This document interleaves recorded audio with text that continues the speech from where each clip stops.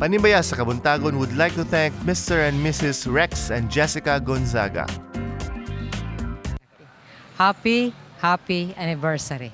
Happy anniversary sa Hope Channel kanang Panimbaya sa Kabuntagon every Saturday.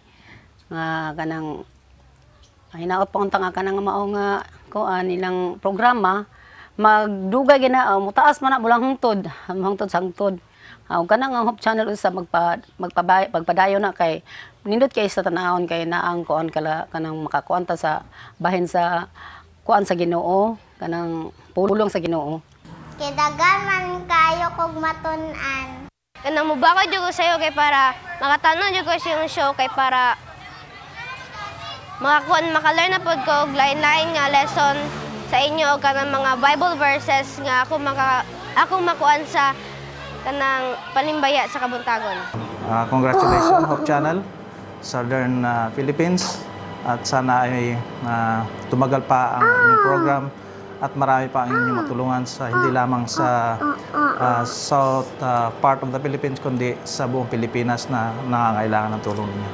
Akong pag-ampo nga magapadayon ang programa hangtod sa pag-abot sa Ginoo, daghang mga tao ang mabulahan. We are extending our congratulations to the first year anniversary of Panimbaya sa Kabuntagon. So keep watching Panimbaya sa Kabuntagon from Basa Family again.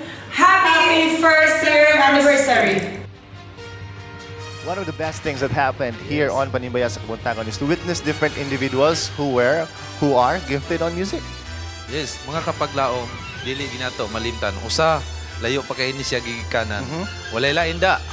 Si Darix Blue alang sa iyang talento sa saxophone. So nasa karon? Nasa karon, layo pa kay ni siya gigikanan. So let us rejoice for this is the day the Lord has made. Og atong kaubanon ang atong bisita gikan pagdaro right away. Yes. Darix Blue on his special music.